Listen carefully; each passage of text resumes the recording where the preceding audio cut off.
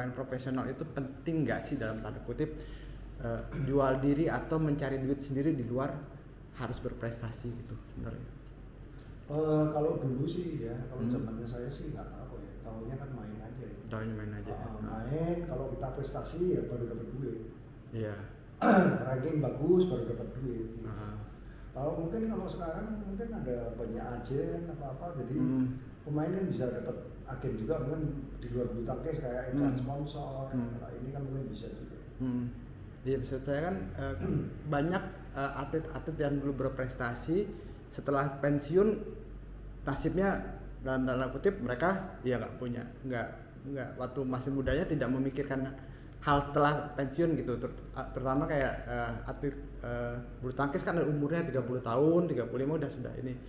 Sebenarnya apa sih yang harus dipersiapkan gitu sebenarnya? Ya kalau dulu kan memang pusat informasinya sedikit sekali. Jadi kita dulu kan konsentrasinya udah badminton aja. Tapi sejak mungkin ke sini-sininya kan banyak informasi kan. Jadi yang lain-lain juga bisa banyak belajar gitu. Nggak mikirnya udah nggak bulu tangkis lagi kan. Ada yang lain juga. Mungkin setelah pensiun mereka bisa berkembang gitu, karena mungkin informasinya lebih banyak memang. Oh, terus awal mulanya tuh gimana sih jadi bisnis Fly Power ini Om, kalau bisa tiba-tiba punya ide? Ya awalnya ya gitu, setelah pensiun kan nggak tahu tadi saya cerita tuh nggak tahu mau ngapain, bingung juga kan, mau cari-cari juga nggak tahu karena dulu backgroundnya bulu tangkis, tahu tuh bulu tangkis juga. Fokus bulu tangkis ya. Terus setelah 2 tahun baru mulai ngerintis nih, ada temen yang di Taiwan ngobrol, tanya bisa apa nih yang bisa dikerjain gitu. Akhirnya ya terusnya udah ini ada yang butuh sepatu, kamu bisa kirim nggak? Nah mulai dari situ. Terus gimana Om kesulitan untuk belajar bisnis dalam tanda kutip ya, belajar bisnis gitu kan, maksudnya yang Om bilang tadi benar-benar kosong tentang bisnis, tiba-tiba belajar bisnis, ada nggak suka dukanya gitu, kesulitan terutama untuk apalagi barang dari luar negeri gitu, terutama desain kan seleranya beda-beda atau segala macam. Ya banyak sih kesulitannya, tapi ya puji Tuhan kan lancar semua. Nah, biasanya kan awal kita kan dari sepatu dulu. Sepatu dulu. Awal sepatu, terus berkembang ada baju, terus mulai raket gitulah, terus akhirnya berkembang terus. Nah kesulitannya ya satu, modalnya mesti besar. Gitu. Karena kan barang kan sebagian kan dulu awalnya kan sebagian kan barangnya kan masih dari luar. Jadi kalau dari luar kan kita mesti keluarin modal dulu. DP kan, mencari kepercayaan dulu kan.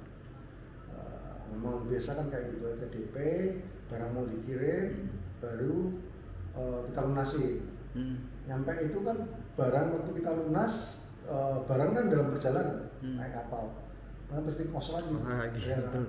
Habis nyampe di sini kita kasih ke toko, kos lagi juga, karena kan mesti kasih.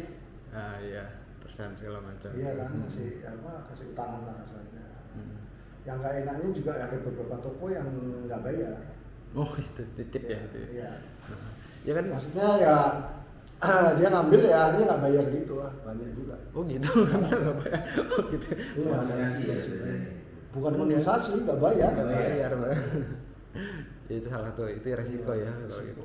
Terus apa sih kan apalagi kan produk yang buat ini kan terutama ada lebih aparel, sepatu, terus bahkan kayak kaos segala macam ya. Sebenarnya zaman sekarang saya mikir tentang ini ya, desain sudah bentuk atau warna atau segala macam. Sekarang di era sekarang tuh penting nggak sih? Apakah lebih pentingin kenyamanan atau safety atau endurance atau apa segala macam gitu? Semua sih ya sama. Semuanya. Cuma kita dari tahun mungkin 92-an ya kita sudah berubah. Jadi awalnya kita sama semua. Kita mau bedain merek kita tuh sama merek lain itu apa bedanya gitu. Kalau di lapangan kan sama semua. Baju yang merah putih, merah apa putih atau biru apa semua kan sama juga. Nggak ada ciri khasnya. Jadi akhirnya kita bikin bahwa Fly Power ya ada batiknya. Untuk membedakan di lapangan dengan merek produk-produk lain. ciri khas ya, cari Ya. ciri khas sendiri ya, Ya. sebenarnya gitu. Oh iya. Jadi kalau di lapangan, batik, ya pasti lapangan. Oh. Kalau dulu kan sama semua, nggak tahu ini mereknya apa nih, nyari-nyari Iya, kan pasti nggak tahu betul, karena betul, nggak ada betul. identitasnya. Nah kita dari 92 kita sudah mengembangkan itu, cari identitas kita itu apa. Identitas ya. Terus ada nggak sih, mungkin kan sekarang produknya masih bulu tangkis ya Om ya? Ada nggak sih berkembang ke tenis, ke padel atau segala macam pada barangnya gitu? Kalau berkembang maunya terus berkembang, Ah. tapi kan kita lihat kemampuan kita juga. Mungkin dari kecil-kecil juga lah ya. Sekarang sih ada lapangan pedal kita jual juga. Raket tenis juga ada, Raket tapi juga nggak ada. banyak tapi ada. Mungkin kedepannya juga raket pedal, raket pickleball. Ya. Ini ngomong-ngomongin padel nih nyambungnya.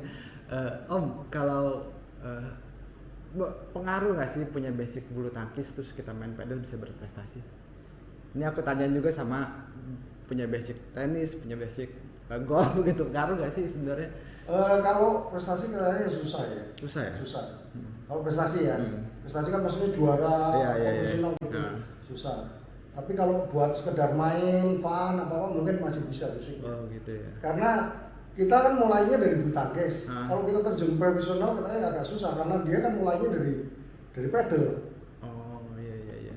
Karena kan saya juga main nanya ada satu atlet cewek di Indonesia kemarin lumayan berprestasi di juara 3 ya.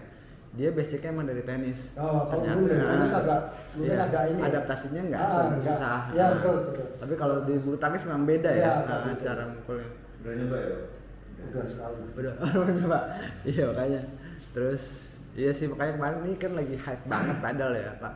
Maksudnya saya mau nanya tentang Tapi bukannya nggak bisa ya, bisa juga Kan tapi ya. prosesnya nggak. Kalau mainnya tetap bisa, Iya. tapi untuk lebih kompetitifnya mungkin beda teknik ya mungkin. Apa karena muscle memorinya beda ya, posisi swingnya, posisi mukulnya atau gimana? Beda sih. Kalau tenis kan Tenis udah lebih mirip. Oh, lebih mirip. ya deket-deket kan. Iya. setuju. Volley. Iya, kembali ke ini nih ke bulu tangkis nih. Tapi kalau prestasi bisa prestasi juga. Bisa Jure bisa betul. lokal ya bukan? Enggak kemarin yang di Asia Cup Oh Asia ya. Oh, iya, bagus. kalahin Australia di juara 3 cuman bisa prestasi gitu kan. Di Asia Cup lumayan maksudnya. Iya. Beatrice Berputri ya? berputri juara 3. Iya itu. Lumayan. Tapi dari tenis semua kan? Hampir Enggak, semuanya. ya sampai tadi sama pedal sih ya. Iya, basicnya. mungkin basicnya dari tenis sama squash mungkin makanya. Iya mungkin. Masih ini. Karena mungkin mirip kali ya, kalau bulu tangkis agak jauh ya mungkin walaupun sama-sama raket kali. Iya. Kembali lagi ke ini Pak, ke Om ke bulu tangkis ya Om. Om melihat perkembangan bulu tangkis sekarang gimana sih Om? Masihkah sama seperti dulu yang bakat-bakat harus mulai dari pembinaan di floor, terus ada sponsor masuk kayak Jarum segala macam gitu, apa sekarang udah beda nih cara orang untuk menuju prestasi bulu tangkis gitu? Masih sama sih ya. Sama ya. Masih sama kan memang butuh sponsor. Kalau kita kan nggak kayak mungkin di negara-negara beberapa negara sebagian kan kalau di kita kan kalau namanya sponsor kan free semua. Tapi kalau di negara-negara lain kayak di Amerika, di Kanada mereka kan keluar uang. Untuk latihan itu mereka keluar uang semua. Iya. Kalau di kita kalau kita sudah bagus karena ada sponsor ini kan semua free semua. Iya. Dan memang dari klub pembinaan dari usia dini kan dari klub kan. Ya, terus banyak juga komunitas-komunitas atau klub-klub kecil gitu. Ada kemungkinan nggak sih mereka bisa serius ke pro gitu? Karena kan banyak klub-klub yang di luar jangkauan mungkin sponsor ya, atau dia tidak ikut kompetisi penyaringan seleksi segala macam.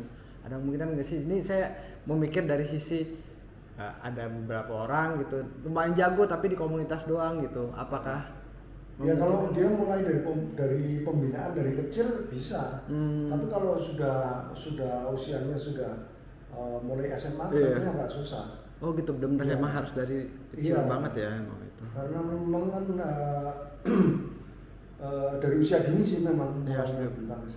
Oh, gitu, Tapi jadi- kalau udah SMA mau diadu sejak usia kelihatannya kalah sama klub-klub besar. Oh iya sih benar, berarti emang dari kecil banget ya. Iya. Persaingan di Indonesia nya kalau saya lihat itu berapa? Cirinya dengan batik itu ya, dari jauh kelihatan. Cuma kemarin batiknya kan dia nggak kelihatan. Oh, betul. Iya. Tapi Fly Forward sendiri awalnya ngambil nama itu dari mana? Karena dari Jumping Smash atau Enggak. lari atau karena apa? Enggak. Dari luar. Oh, dari sana. Dari luar. Nggak milih nama Fly Forward itu siapa aja? Berarti foundernya kan Kelari, Kau juga Kofung ya, kalau nggak salah ya? Enggak cuma. Kok- Dulu awalnya malah Agung. Oh, Agung Saya ya. Agung sama Fung. Agung, Fung sama Bari kan teman-temannya. Ya itu dulu kalau bisa milih ketemu kata Fly Forward itu ceritanya piye gitu. Itu apa ada yang bikin sepatu Fly Power. Terus kan kita sama persis sama kita punya. Ya udahlah kita pakai itu. Terus nama saya dipakai dia gitu. Oh, iya. Gitu. Nggak sengaja berarti.